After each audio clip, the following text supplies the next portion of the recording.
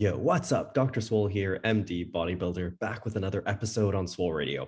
Today I'm joined by Greg Potter, who is a PhD and sleep researcher from the UK. Thanks for being on the show. Pleasure. Nice to be here, Bill. Yeah, I'm really glad to be having this chat. It's been a long time coming because I think that sleep is a huge component of bodybuilding. And it's something that often gets kind of swept under the rug where people talk about, diet, nutrition, and then supplementation. But honestly, recovery is so much more important than supplements. And it's a really big part of the equation that people really should be spending some time thinking about, especially since you spend so much of your time asleep. So today's going to be a really value-packed episode for everyone in the audience. We're going to be talking about some tips on improving your sleep, how much to get, and how to troubleshoot some issues people might be having. So yeah, I think starting off, I think the base question would be, how much sleep should physique athletes be aiming to get, and how will they know when they're getting enough? It's a very good question. And the stock answer would be that adults between 18 and 64 years old should get 7 to 9 hours per night. Mm-hmm. Those are standard recommendations. However, it's important to recognize that there's variation between people and how much sleep they need.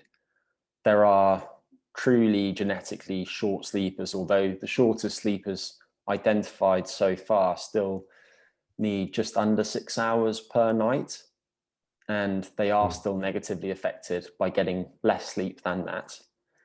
And there are, of course, genetically long sleepers too, who will need more than 9 hours per night. Then there's variation within an individual, depending on things such as the season.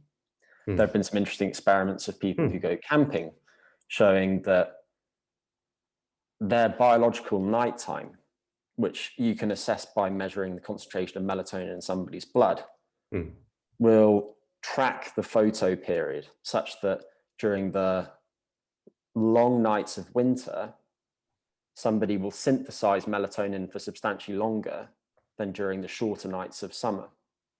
And in lockstep with that, sleep duration changes.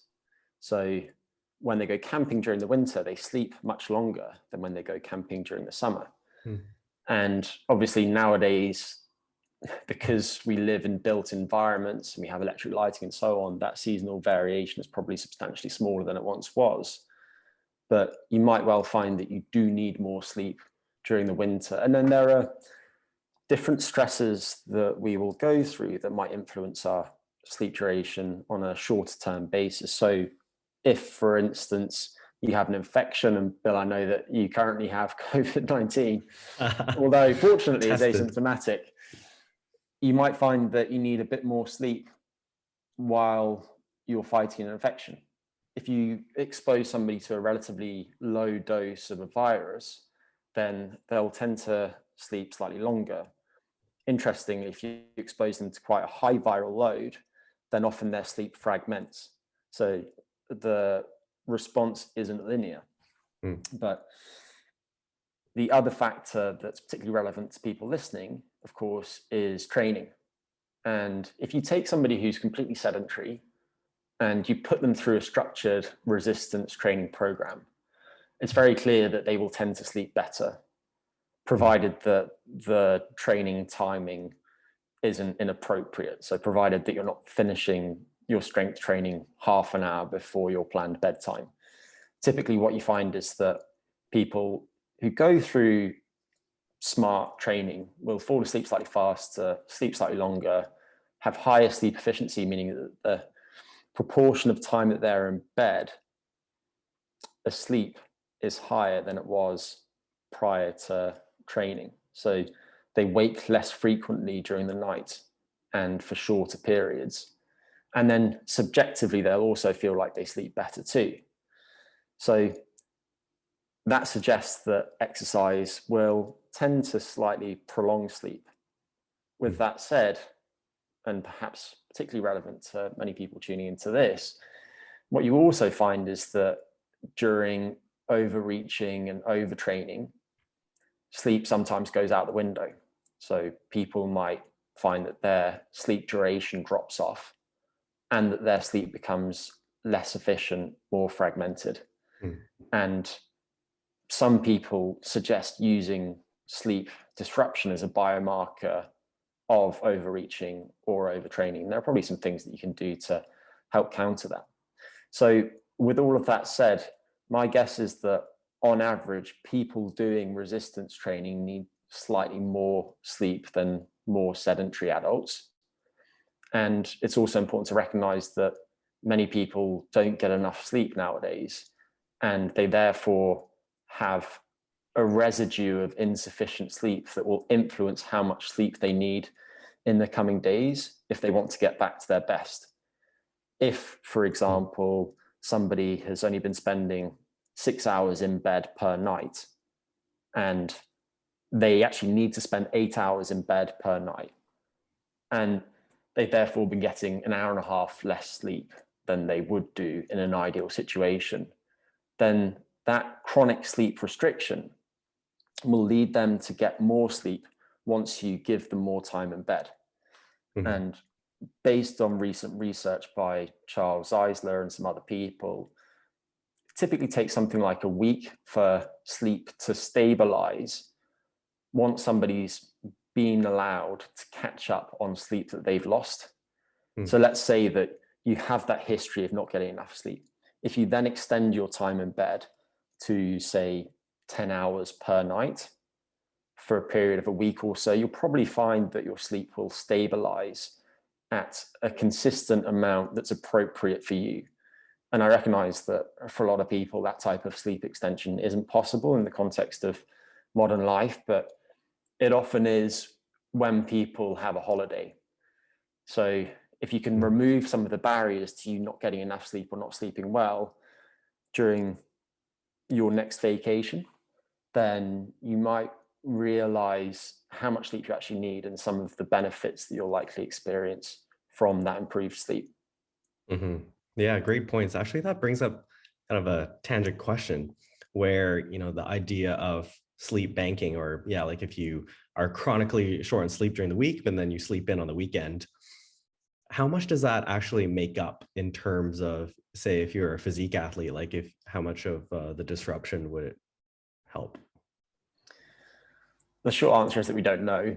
And unsurprisingly, there haven't really been any good studies on physique athletes. The only studies that I'm aware of are a case study and a case series of people either preparing for natural bodybuilding shows or recovering from having done shows. And based on the numbers of people involved and the nature of those experiments, it's hard to make any guesses as to how physique training affects sleep and how preparing for a show or recovering from a show will affect sleep as well. Now, with that said, the studies of sleep extension that have been done on athletes specifically have focused on a range of different types of athletes, including triathletes, basketball players, tennis players, and some others. And if you look at all of the different sleep health interventions that have been used with different types of athletes, it seems that sleep extension has the strongest positive effects. So sleep extension of anywhere from about 1 week to 10 weeks. And typically these studies will have people prolong their time in bed to 9 to 10 hours per night. The result of those interventions has been things such as improved sprint times in multi-directional sprints in basketball players, improved accuracy in 3-point and field goal percentages in basketball players, improved reaction times, improved kick stroke efficiency in swimmers, faster time trial performance in cycling, improved tennis serving accuracy. So based on this research, it seems that sleep extension can enhance lots of different aspects of performance. And my guess is that the same would hold for physique athletes. The most relevant study to physique athletes isn't a sleep extension one. Instead, it was a sleep hygiene intervention done by Pal Yabek, and it was published a couple of years ago. And what they found was that taking young men who were going through strength training for 10 weeks and giving them some education about how to sleep better, and then comparing those people to people who did the same strength training intervention, but without any sleep education, they found that the people who focused on improving their sleep lost fat mass, whereas the other group actually gained a small amount of fat mass, although it wasn't statistically significant. And numerically, the sleep enhancement intervention also gained more fat-free mass, although the difference between groups wasn't significant. And importantly, the intervention probably wasn't that effective at improving their sleep. So based on that, there is some evidence that enhancing sleep in people doing resistance training will improve their responses to the training. And my guess is that if you take somebody who's regularly not getting enough sleep and you extend their sleep while they're doing strength training, they're going to get substantially better results than what they found in that particular study. But obviously, we all need to work on different things to maximize the quality of our sleep and its restorative benefits. And that's one reason that it's often hard to give generic guidelines. And what you really need to do is identify what your specific hindrances to better sleep are, and then introduce interventions that are going to move the dial in the right direction and be sustainable and hopefully have some positive knock-on effects onto some other related behaviors too. Yeah, no, those are great points. And yeah, I get that we have limited research at this point, but if it helps other athletes, it probably is a good, really good sign. And bodybuilders are athletes in the end, and whatever helps our training performance is really going to be beneficial for us from a physique standpoint. And this is something I've emphasized a lot, that training performance is really, really key, and probably the best indicator we have of how well we're doing from a hypertrophy standpoint from the sort of week to week basis. And yeah, I really like the idea of the sleep extension because it's something actionable, right? It's something where, yeah, like even if you haven't been able to sleep very much, and there's something that I run into, in medicine, and it's probably one of the only things I actually kind of am not happy about in my profession is, our lack of sleep. But the ability to at least do what you can to make it up when you have the chance. Like if you do have a vacation or on the weekends, you will be doing yourself a good one. So the next topic I wanted to bring up was circadian rhythms. And I was hoping you could chat a little bit about it, how it affects sleep, and whether different times on the clock are going to be more restorative for athletes. Absolutely. I'll begin by describing what circadian rhythms are. And it probably makes sense to start with the word circadian. Circadian means roughly 24 hours. And our bodies have different processes that recur on a roughly 24-hour basis. The most obvious of these, of course, is the sleep-wake cycle. But there are these circadian rhythms and all sorts of different processes. So, for instance, your core body temperature will fluctuate substantially over the course of the 24-hour day, such that for most people, it's lowest in the late sleep period and it's highest in the biological afternoon. And I mention this just because what you tend to find is that strength and power performance quite closely tracks core body temperature, such that most people are stronger and more powerful around their peak core body temperature. And core body temperature will also affect other aspects of physical performance. So, for example, fine motor skills tend to be a bit better in the morning when core body temperature isn't that high. Gross motor skills are probably typically better right around lunchtime. And obviously, the first of those is most relevant to people listening to this. And to give you an idea of the magnitude of those changes, if you compare strength performance at the time of the lowest core body temperature to the time of the highest core body temperature, the difference is probably in the region of 3 to 10%. So it can be quite substantial. And there's a little bit of evidence, particularly by some researchers in Europe, showing that if you can align strength training times with peak core body temperature, then you might get slightly better adaptations to the training than if people train at less optimal times. So with that said, returning to circadian rhythms, the reason that we have these rhythms, of course, is that we evolved in the presence of predictable changes in the environment. The most obvious of these is the light-dark cycle. And so it would have been advantageous to be able to anticipate and adapt to these cycles, optimizing our biology and behavior according to what's going on in the world around us.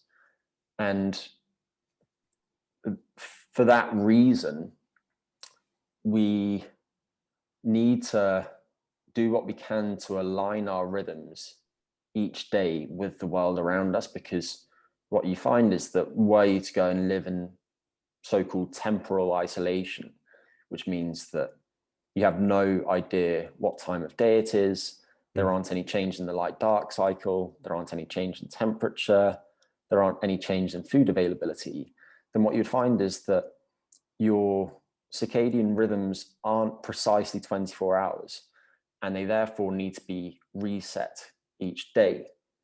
And the most important time cues or zeitgebers in this resetting or entrainment process are the light-dark cycle, and then when and what you eat probably have some small effects on rhythms in certain tissues. Your physical activity might also have some small effects too.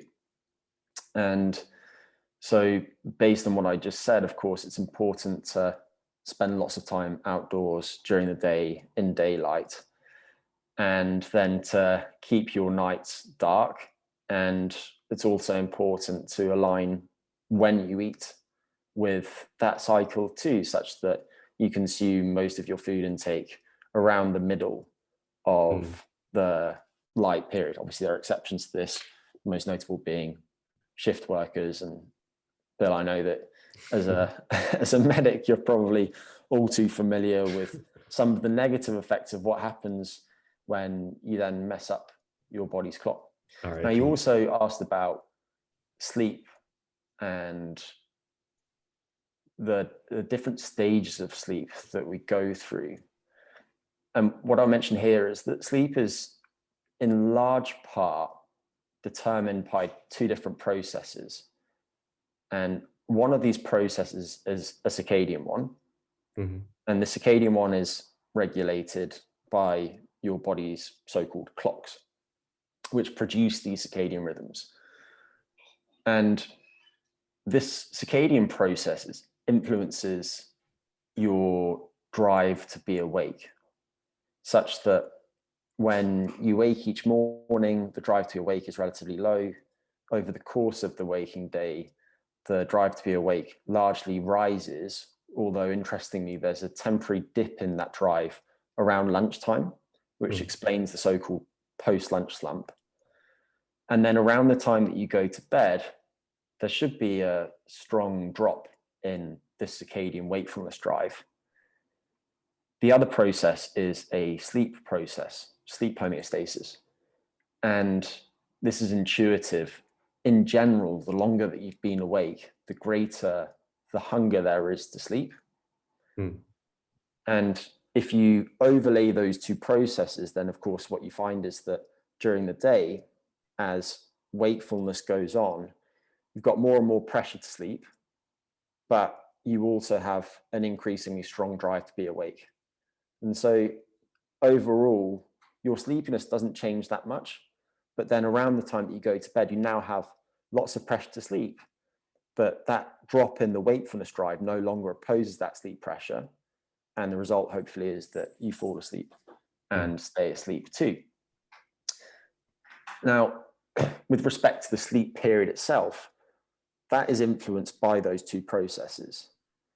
And as a result, you go through cycles of sleep during the sleep period, and the nature of those cycles changes a bit over the course of the sleep period.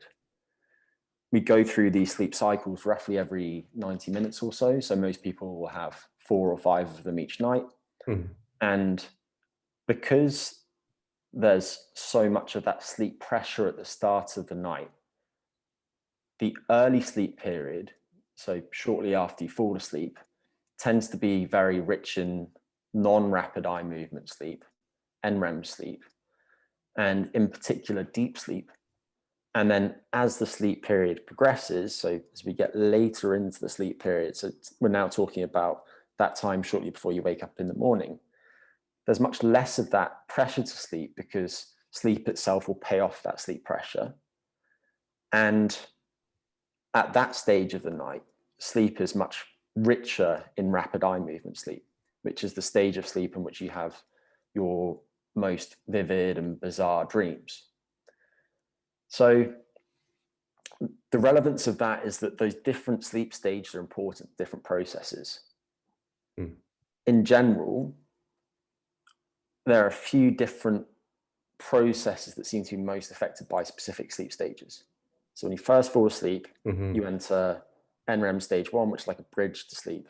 You then go into stage 2 sleep, which is the stage of sleep in which you spend the largest proportion of the night. And this stage of sleep is particularly important to certain types of memory formation, to freeing up space in the brain to learn new things as well. And then following that stage, you typically enter stage 3 sleep, or slow wave sleep, or deep sleep. And this stage of sleep is very important to lots of housekeeping functions. So it's during slow wave sleep that your body synthesizes much of its growth hormone. And this stage is therefore likely important to the remodeling of connective tissues. And obviously the relevance of that to training is that growth hormone is probably important to things such as the health of your joints, your tendons, your ligaments, and so on. But slow wave sleep also has roles in memory formation, both in the brain and in the immune system. So you can actually somewhat predict people's antibody responses to vaccination based on the amount of slow wave sleep they get around the time of the vaccination. And slow wave sleep is also very important to things such as brain health. So your brain itself has its own immune system. And during slow wave sleep, a lot of the space between cells in the brain opens up, which allows cerebrospinal fluid to wash debris that's accumulated with prior wakefulness out of those spaces. It's a bit like taking the trash out. And then you would typically go from slow wave sleep into a lighter stage of sleep and then into rapid eye movement sleep. And rapid eye movement sleep is sometimes named paradoxical sleep because while parts of the brain are actually more metabolically active than they are during the daytime, as much as 30%, most of your muscles, so pretty much all of your muscles apart from ones that are involved in respiration, your heart beating, and your eyes and some inner ear muscles, are temporarily paralyzed, which presumably is so that you don't act out your dreams. And rapid eye movement sleep is critical to your ability to regulate your emotions. It's important to certain types of memory. So whereas deep sleep seems to be key to memorizing one right answer, rapid eye movement sleep seems to be very important to getting the gist of things. The way that I normally describe it is that rapid eye movement sleep will be helpful before a multiple choice questionnaire test. Because if you can get a sense of what's going on, then you might be able to guess the right answer, even if you don't know what it is for certain. And then rapid eye movement sleep also seems to be very important to creativity. There's an interesting model of REM sleep known as Next Up, which is network exploration to understand possibilities, that was put forward by Robert Stickgold and Antonio Zadra recently. And their suggestion is that it's during rapid eye movement sleep that your brain looks for weak associations between things that it knows about the world as a way to anticipate what is likely to happen in the future, and as a way to help you make better sense of the world. So with all of that said, the relevance of this to bodybuilding, of course, is that because those different stages are important to different processes, you want to get enough of each of them. However, there are, of course, many situations in which you won't have as much sleep as you would need. And Bill, I know that before we spoke today, you mentioned touching on whether it would be preferable to restrict your sleep to the early part of the sleep period. So let's say your sleep is between midnight and 8 a.m. for ease.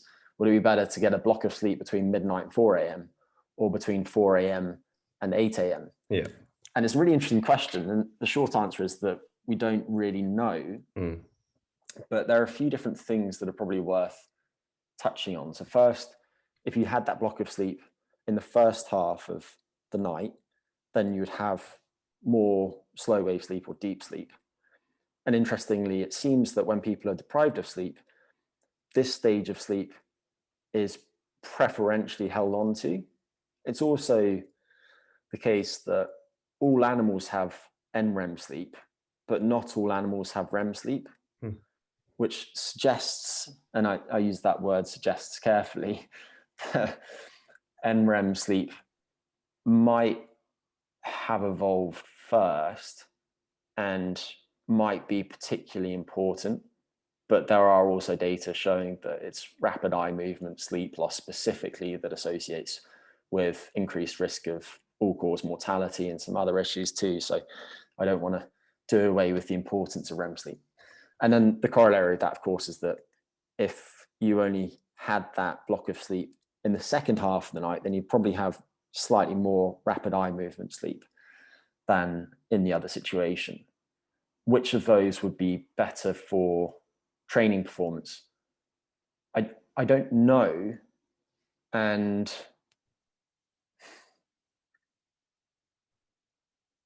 there aren't any relevant studies that have looked at that specifically. And what you'll find is that in both instances, the insufficient sleep will lead to more efficient sleep than somebody would otherwise have, which is itself a good thing. And one thing that's worth mentioning is that your body won't respond the same way to both of them based on what I just said, but also there are some instances in which people will administer sleep restriction to treat certain sleep problems, which sounds quite counterintuitive. But if you look at insomnia, then sleep restriction therapy or bedtime restriction therapy is possibly the most potent intervention used to help people who have insomnia. And what it basically entails, of course, is matching time in bed to how much sleep somebody actually gets. So let's say that somebody who has insomnia is spending 10 hours in bed, but they're only asleep for 5 hours. If that's the case, then their sleep is 50% efficient. And that's well below what you would like your sleep to be. And during bedtime restriction therapy, you'll typically take the amount of sleep that somebody's actually getting and then maybe add half an hour or so to it. So you might give this person 5.5 hours in bed. And during the first few nights, they'd be really sleepy and probably quite grouchy, but very quickly the quality of their sleep would improve. And then once their sleep efficiency is above a certain threshold, you'd give them slightly more time in bed, typically in increments of 15 minutes or so. Maintain that for a week. If their sleep efficiency stays high, add another 15 minutes and so on. And when you're implementing sleep restriction, it's typically by delaying bedtime. So if you are in bed between 10 p.m. and 8 a.m., that was your 10-hour sleep window before the restriction. And you then implemented this bedtime restriction therapy, you typically maintain the same wake time in the morning, but delay your bedtime. And based on that and the proven effects of that type of restriction, if I had to pick one or the other for myself, I'd probably rather have that block of sleep in the second half of the sleep period. That was a very, very long-winded answer. So I apologize for being so verbose, but I don't know if there's anything you want to pick up in there, Bill. Yeah, no, that's really interesting. It's always fascinating when, you have questions and then we don't really have the answer to it. And yeah, like who knows, right? We'll have to wait and find out. The circadian rhythm is something to consider, and it's just something I like wanted to pitch out there for people that you want to be kind of thinking about what the actual daylight hours are and trying to time your schedule to synergize with that. And yeah, the points about insomnia are great. I think I like totally agree. And with first of all, if anyone's having really bad sleep problems and the things that you hear in this podcast aren't helping, go see your doctor, because there are some causes that could be medically related that they might want to ask about.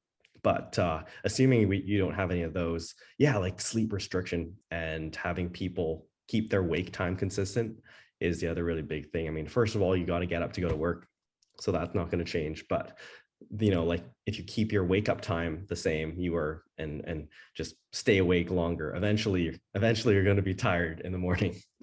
Yeah, so absolutely. Yeah. I'll just pick up on a couple of things in there, Bill. So one of them is just to clarify, the first port of call in treating insomnia is typically what's known as cognitive behavioral therapy for insomnia, which basically addresses maladaptive sleep-related thoughts and behaviors. And there are different components of cognitive behavioral therapy for insomnia. So one is addressing somebody's sleep hygiene, one is addressing their thoughts, and then you might also implement bedtime restriction therapy. And it's typically done in a certain sequence, such that you'll begin with some sleep hygiene interventions. And then once you have an idea of how much sleep somebody is regularly getting and a bit more information about their regular sleep habits, you might then implement sleep restriction therapy, typically around week 3 or so. So just wanted to clarify that. And then the other thing is, I realized that I just went off on a tirade about the circadian system and how it influences things like training performance and the different stages of sleep that you go through. But I also want to make sure that people have some practical information about how to maximize the function of their circadian system.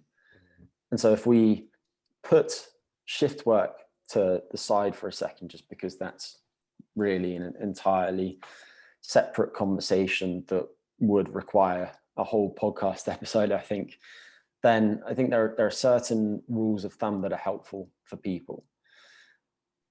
One of them, of course, is to spend enough time outdoors in daylight each day. To be honest, to anchor the timing of your body's clock to the world around you, you can probably get away with as little as about 15 minutes. That will be enough to entrain you each day to the 24-hour day. However, more light than that is certainly preferable. And one of the reasons is that light not only affects your circadian rhythms, it also affects things such as your mood, your immune function, your cardiometabolic health, and some other things too. And so I think aiming to spend at least an hour outdoors each day in daylight is doable for most people and is likely to give them the lion's share of the benefits they'll get from spending enough time outdoors in daylight. And when you're exposed to daylight matters too, such that if you expose somebody to lots of high intensity light that's rich in short wavelength light, and this is the type of light you'll get outdoors when the sun's up, between about 2 hours before the person would habitually wake up in the morning and 2 hours after they'd habitually wake up, you'll tend to accelerate their body's clock. So you'll tend to shift their circadian system a bit earlier. And that can be very helpful if you're a night owl and you're prone to going to bed very late, but you have to wake up to an alarm each day and you therefore restrict your sleep period and regularly don't get enough sleep. So getting outdoors into daylight within 2 hours of waking up is definitely ideal in that particular instance. And then at the other end of the day, minimizing your exposure to that type of light in the 2 hours before you go to bed is also going to help in that process of anchoring your rhythms early in the day.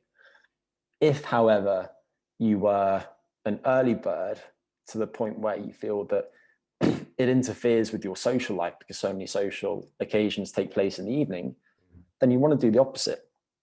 And you'd actually want to reduce your exposure to light in the couple of hours after you wake in the morning. And you might instead want to expose yourself to lots of that type of light that I just mentioned between about 4 hours before you plan to go to bed and about 2 hours before you plan to go to bed. You don't want loads of that type of light immediately before bed because it will wake you up and you'll find it harder to fall asleep. So there's a sweet spot. Training time also matters. I mentioned that exercise has some small independent effects on the circadian system. And for night owls, just doing some exercise tends to make them earlier, even if it's relatively late in the day. Whereas for early birds, if they train relatively late in the day, it'll tend to shift them a bit later. And then nutrition, of course, matters too. And whereas patterns of light exposure and exercise can influence the timing of the master clock in the circadian system, and it's this master clock that influences when your body produces most of its melatonin and also primarily influences your sleep-wake timing. Your meal times more strongly affect some of the peripheral clocks in the circadian system, which are all of those clocks outside of your master clock. So clocks in your liver and so on. And this hasn't been very well studied yet, but what seems to be the case is that if you were to go through a period of several weeks with early meal times, and then following that several weeks with later meal times by, say, 3 to 4 hours, you would shift various processes later. For example, your blood glucose rhythm would be delayed.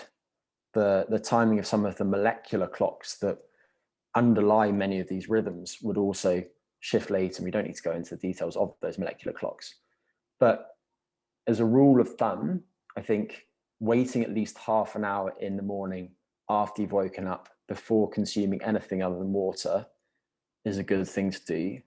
I think finishing your consumption of anything other than water by about 2 hours before your planned bedtime is also smart, because if you have too much food too late in the day, then you could negatively affect your sleep. But also there are rhythmic changes in things like your blood sugar control, such that oral glucose tolerance is substantially worse at about 8 p.m. than it is at about 8 a.m. for most people. And that probably relates to melatonin, because melatonin inhibits glucose stimulated insulin secretion. So if you have a big bolus of carbohydrates shortly before bed, your pancreas won't produce as much insulin. And so your blood sugar will swing much more in response to that. And given that blood sugar control is very important to long-term health, risk of diabetes, risk of Alzheimer's, and so on, that matters. So I think that 2 hour rule before bedtime is a good way to go. And then otherwise, having regular meal times during the day from one day to the next, so fixed number of meals ideally, also seems to have quite a strong influence on metabolic regulation. There's been interesting work looking at people who go through two conditions. In one condition, they consume a fixed number of meals each day, 6 meals. And when I say meals, obviously these are individually quite small. And another condition in which they consume 3 to 9 meals each day. But in both instances, on average, they're consuming 6 meals. After the regular 6-meal condition, they have better appetite regulation, better blood sugar control. And so based on that, I think keeping those meal times fixed from day to day also matters. And then, of course, there's things like caffeine intake and alcohol. But I'll pause there in case there's something you want to pick up on. Yeah, no, that's really cool to hear about. I think that all the different kind of clocks and things are, it's just fascinating topic to me. And yeah, I think that it makes a lot of sense that as humans, our bodies kind of like having a bit of a structure. So I think what you said about, having a routine, that having meals at a fairly consistent time and kind of getting up and going to bed as well. One kind of related question was, so I think a lot of these things with clocks, a number of them are modifiable, like we can change our meal structure and that. But let's say, like I think one thing we can't change is the sun. So let's say, like, what is the importance of timing your sleep schedule, like with kind of the daylight hours? Like, for example, say it's the summer and like the sunrise is really early, or but for whatever reason with work, like you end up sleeping late and then sleeping in the next morning as your schedule. How much does that matter? It's a good question. And there are a few things to mention. So one is that there's quite large variation between people in their chronotype. And chronotype is when you prefer to do certain things relative to the sun clock. And obviously at one end of the spectrum, you have your early birds, and at the other end of the spectrum, you have your night owls. And in general, the early birds tend to have better health. And that's probably in part because they have more healthy behaviors. But also, I think much of that is that their body's clocks are better aligned with the world around them. Because if we return to those camping studies that I mentioned earlier, what they found was that after several days of camping, the people who were night owls before going into the study accelerated their clocks, and they were sleeping in much closer alignment with the sun, whereas the early birds going into the camping didn't really experience any changes in their sleep-wake timing. And that's probably in part driven by the fact that prior to the study, the early birds just had stronger time cues during the day, so they experienced more sun exposure during daylight, less exposure to artificial light at night, and so on. So with that out of the way, I think that if you imagine two parallel universes, in one universe, you're going to bed at a time that's in close alignment with the world around you, and in the other universe, you're going to bed relatively later than what's going on in the world around you. But the only difference is that your time cues occur at different points. Slightly difficult to explain what I'm trying to say here. But what I mean is that the only difference between these two universes is just the timing of your sleep-wake. And the timing of your meals relative to your sleep-wake cycle is the same in the two universes. The timing of your training relative to your sleep-wake cycle is the same. The total amount of light that you're exposed to during the daytime is the same. Same goes for the nighttime. Then I don't know that there would be any differences in your health in those two circumstances. So it's quite hard to give you a clear answer, because I think it is possible to be perfectly healthy but not have your sleep map to when it's dark outside. And obviously we can think of extreme instances in which that is going to be the case. If you lived in polar regions, the North Pole or the South Pole, during the summer you have constant daylight, and during the winter you have constant darkness. Then obviously it's going to be harder to synchronize your body's clock with a 24-hour day, but it is still possible to have perfectly good health. And you just need to be more careful about your time cues. So making sure that you've got the lights on at certain times of day during the winter.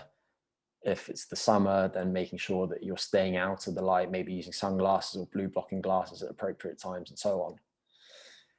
So that's a long way of saying that I think for most people, if they give themselves strong time cues, spending enough time outdoors during the day, training at an appropriate time. And I think the appropriate time for most people is basically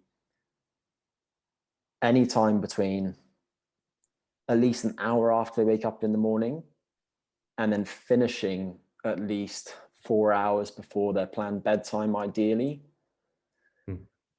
then they can be perfectly healthy, and also they'll find that their body's clocks naturally tightly align with what's going on outside. Mm-hmm. But let's say that you don't spend as much time outdoors, but you still get a good dose of daylight each day, and your training times are consistent and your meal times are consistent. I don't think you have anything to worry about. Mm-hmm.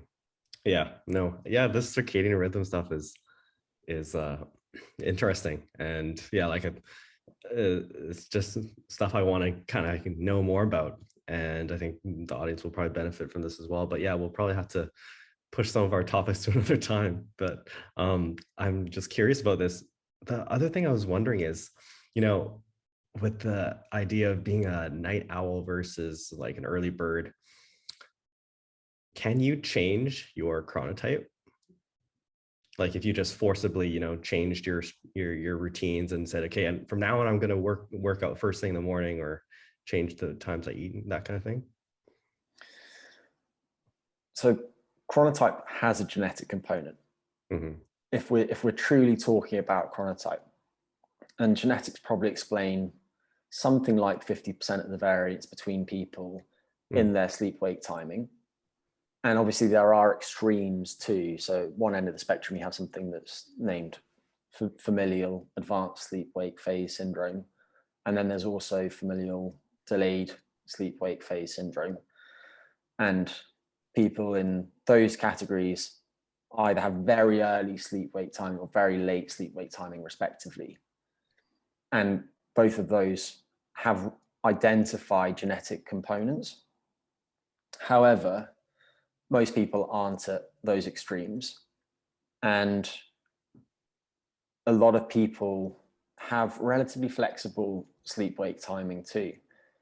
So they can move it around in accordance with when they're exposing themselves to certain time cues.